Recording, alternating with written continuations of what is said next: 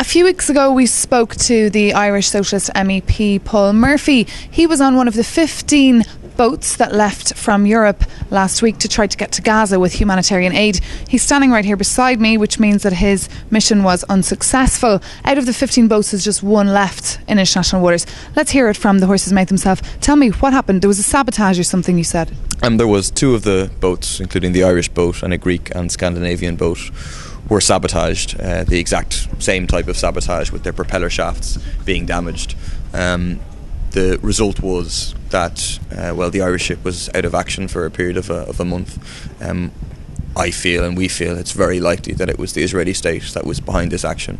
It's some coincidence that the same damage would happen to two boats in two different places that are participating in the flotilla, and of course it's entirely in line with the Israeli propaganda, which was that they would do whatever it took to stop this flotilla taking place. But have you any proof that it's Israel, or how do you plan on getting some proof? I think it's the coincidence of events, the fact that exactly the same thing happens to two different boats. Marine engineers have said that it definitely is sabotage as opposed to an accident. I mean, it didn't take place in the deepest part of the boat. It wasn't as if it hit a rock or something. So it's clearly sabotage.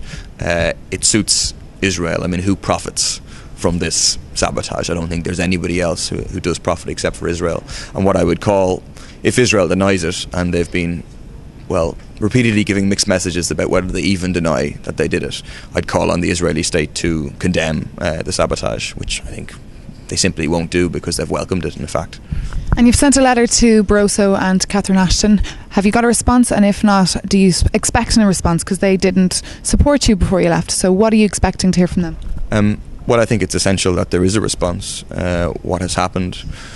Well, in reality, there was an attempt on the lives of 20 plus EU citizens and others, and therefore it's extremely serious. And regardless of whatever position they've taken on the flotilla, this now means that a new response is needed by the European Commission, by the European Council, that a response is needed to this, a threat to the lives of European citizens, and I would call on them to put serious pressure on their Israeli counterparts and demand a response, as well as support the call for an independent inquiry into the sabotage. And just finally then, the activists that are in Greece at the moment, why is the Greek government, how do you feel about the Greek government bowing to Israel? I mean, we've seen them all on the television, they're all American activists, innocent activists.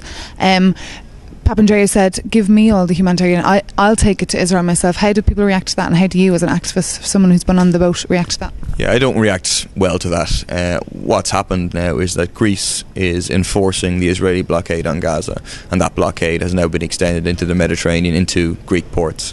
It's an outrageous act by the Greek government, cuts across people's right to freedom of movement, to try to bring essential aid to Gaza.